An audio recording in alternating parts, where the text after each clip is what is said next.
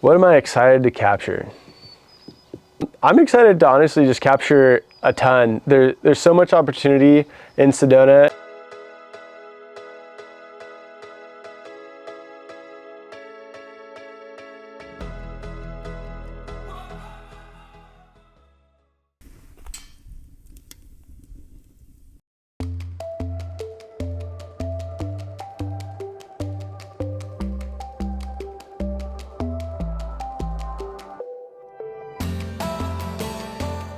So we just got here to the 7 sacred pools. So I'm pulling out a tripod and camera. We got the 17 to 28. As you can kind of see, you need a lot of angle because the 7 sacred pools are super down low and then the structure's up high. So I'm gonna set it up on a tripod so we can do like a longer exposure to try to get a reflection in the pools. Come on, let's check it out.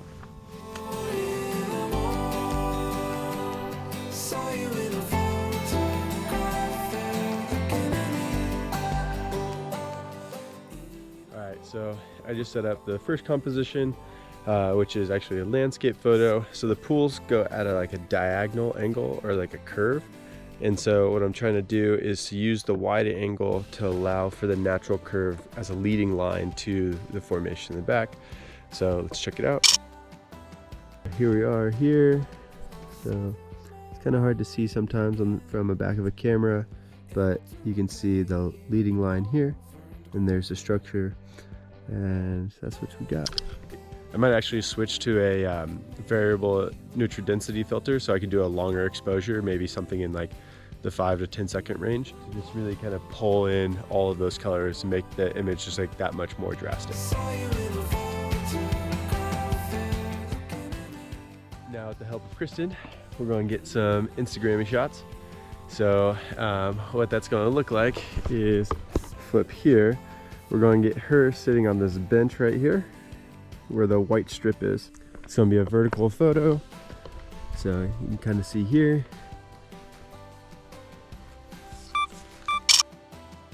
We're going to have it come right here and she's going to sit right on that.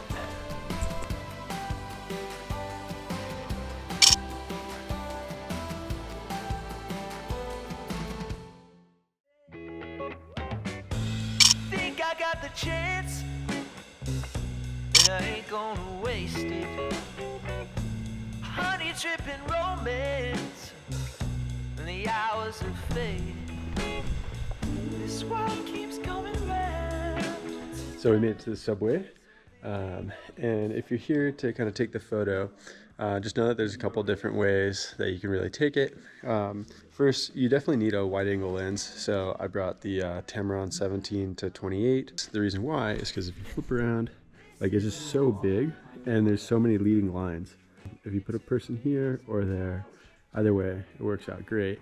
But one of the key things to know is if you're actually coming up and down this, if you kind of scoot down just a little bit when you go to take this photo, what you actually get, tripping up down here, but you can go here and then actually this person that's standing here can actually be a total silhouette, which will help out your photo, and then also it avoids a lot of the crowd if people are coming and going. So that can be super helpful if you decide to come to the subway and take a photo, or just honestly just come in and check it out because it's such a rad place and I highly suggest it. And I don't want to lose it. Dancing in the moonlight. Got my head. So just arrived here at Crescent Moon State Park, which is notorious for being able to see this feature right here in a reflected pool of water, which is a river. I think it's Oak Creek, but don't quote me on that. And that structure is called Cathedral, I believe. It's a great sunset spot. I don't know, see all these clouds up here. I don't know if it's gonna happen tonight, but that's what I'm here to do, is to shoot a long exposure and hopefully have it look pretty good. If it doesn't look very good, it's always a bummer. But I'm excited and we're headed out. So just got parked, hiking in, short hike. So kind of a slight predicament. One of the shot locations I was thinking of, I have to get in the water. There's not really enough time to run back, go get it, change, and come back. So I might just have to get sopping wet and call it good. So definitely kind of bites. It's one of those things that you should really always think about. There's about slipped on the slippery bit, but yeah, always really think about what and where you're shooting. All right, it's official. I had to go barefoot. Definitely a little bit of a upsetting move. It's gonna be cold. Most likely these pants are gonna get wet, and I have to go up in. Oh, that was really gross. Oh, look how gross that is. Oh, goodness. Oh yeah, that's really gross. Oh. All right, so that first spot was not worth getting my feet all gross and everything. It was not the spot. So I am now trekking out to a different spot and going to kind of ruin some other dude's shot.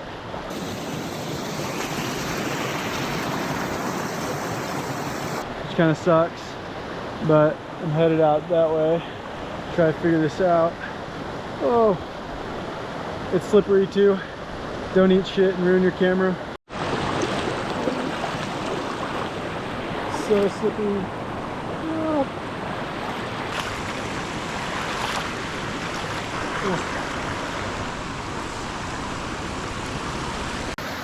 So I'm going full commitment on this photo location spot. Check this out.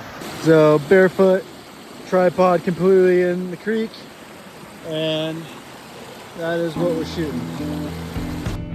This is our time. The light is gone now, and so I just wanted to give a few tips that I thought about as I was out here and shot the spot. One, definitely give yourself more than about 30 minutes of buffer to get out here and find a composition you like. I would have been happier knowing that I like properly scouted the area. Probably give yourself like 2 hours. So that's pretty big. Number two, light really matters. So I'll flip the camera around. So this entire structure right here really lights up. And so as soon as that light's gone, it doesn't have the same umph, you know? And that's the thing is like, if you go to a spot that is often photographed and there's like an umph factor, you should probably capture the umph factor. So I'll show you two different photos, like with light, without light. I think that'll really kind of showcase what I mean. But overall, pretty happy with it. I think I was also ambitious going with the 17-28 Tamron lens. I later put on the 28-75, and I think that was a better composition, like more compression, made Cathedral look larger. So I definitely think that was like a really good thing to do. I would definitely consider bringing something similar to the Tamron 28-75. I think somewhere in the 50 range is probably gonna be best. I found the compression around 28 to be pretty good. So maybe a 35 mil if you're like a prime person. But you know, to be honest, just come out here, shoot, and have a good time. I mean, it's a beautiful spot. Hang out, you can come for a full day. We really only had about an hour and a half. So I did the best I can with what I had. And you know, to be honest, I'm pretty happy with the image. We'll see once we head over to the editing bay and work on it, if it actually turned out. But I would say we'll find out. It has potential. It's always hopeful, right? Potential. It's like, sounds like a girlfriend breaking up with me. You know, you have potential. You just need to learn how to hone it. Man, maybe I've been broken up with too much.